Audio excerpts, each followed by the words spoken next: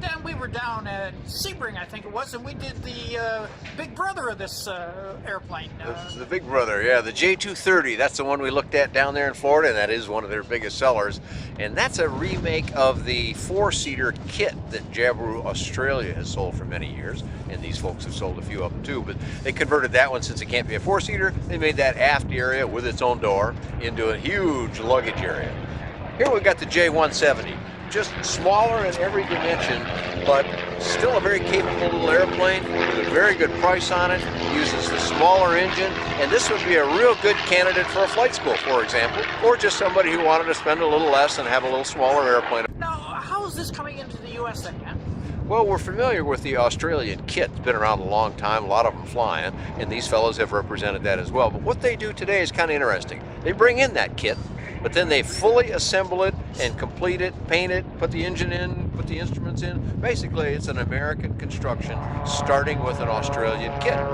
But this is one of those only examples I know of in all of aviation where the engine and the airplane come from the same manufacturer. I don't know any other example like that in aviation today. One of the things that's an advantage actually about a smaller airplane is everything's just a little closer to you. But we'll have a look inside the airplane and you'll see it's still got plenty of room inside. But this one up front here, under the hood you might say, is the Jabiru 2200, and that number means it's the four-cylinder engine. The big brother over here to our left, and the one we looked at down in Florida, uses the 3300. That's a six-cylinder engine at 120 horsepower. This one's 85 horsepower, and on this cute little airplane, it's just all the power it needs. So this particular engine has got some other qualities to it that I think endears it to an awful lot of GA pilots. The Rotax is a fine engine, no question about it, but it revs at about 5,000, uses liquid cooling, and it's just kind of different for an awful lot of folks that grew up in the continental and Lycoming world of the United States. The 3300 and the 2200 Jabiru, both direct drive. There's no reduction drive in them.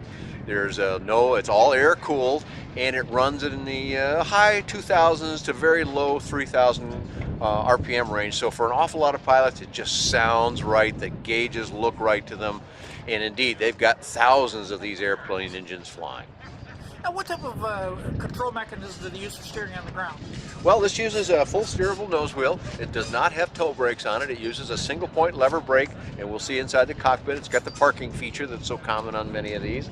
But a little airplane like this maneuvers on the ramp very well. It's a physically small airplane, and it turns and handles well, so it's not going to be a problem that you don't have toe brakes about it. But it's got plenty of room inside it, and it's just nicely finished. And here's something I always kind of pay attention to: an armrest. You know, if you're going to use this joystick arrangement that it's got here, which is a single joystick, everything contained in this center console here, which is kind of a nice feature, and all nicely boxed in here so you're not banging up against cables and whatnot. But if you're flying as a student, the instructor can have his hand on the joystick very nicely with you. All the controls very easy and handled, nice to handle. Right in front of that, red for parking brake or for braking, makes sense. And it's got a parking feature, which is this little adjustment down here that I've got my finger pointing at. I don't want to disconnect it now. They've got it set pretty tightly, and that's fine. But that's what allows you that. And then you can see over here, and I've got one on my side as well, here's the trim adjustment for it. So there's actually a handle over here on just the other side here where my other hand is, and that way both sides can reach that pretty easily without having to reach into the other person's lap. Okay, and operating the flaps on this airplane, pretty simple again, but let me point out one interesting feature. Right here above my hand on the left side, there's a throttle, and over here on the other side, there's a throttle. Nice and convenient. You got your inside hand, whichever seat you're positioned in, on the joystick, and you've got a separate hand for your throttle, and you don't have to be conflicted and reaching back and forth. On the pilot's side, the left side, and right up above us here is the flap indicator switch. So once you've powered up, it's an electric flap situation, and you've got an indicator right up here that shows you the position, although it's easy to just look outside the airplane as well and see where you've set those flaps. Okay. So this has got a glass panel on it again, Dan?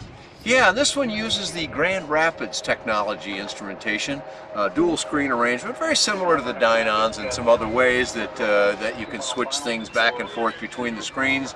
But this is the Grand Rapids brand, your radio stack in the center, and also the Grand Rapids engine information system. This has been around. We've had these in the ultralight world for many years. It's a well-proven system, and by hitting the buttons, you can go through and check each cylinder and get a lot of information out of it. Now again, Dan, they make a lot of use of room in the back of this airplane. You know, it's a little airplane, and it's got not nearly the room in it on the back that the J230, J250 does, but it's got a pretty substantial portion here. If you can get your camera back in here, I'm going to just take this whole box and set it completely down in the baggage area that's back here. It's got equal amount on the other side. Quite a bit of room back here, so you can really carry what you need in this airplane without any problem at all. On the side here, we've got ones on each side, but here's the example you can see with your camera, your fuel selector, and your push-pull control linkage here right behind the seats. So, If you want to get some more information on the aircraft, Dan, where would you go? you just go to their website, which is US, like United States, usjabiru.com, and Jabiru, Jabiru. So usjabiru.com. That'll get you all the stuff from their website. And do you have a flight report on this one, Dan? I'm a lucky guy. I've gotten to fly most of these Jabirus here, and I've got a report on the 170 and the 230 and the 250 on my website, which is bydanjohnson.com or bydanjohnson.com.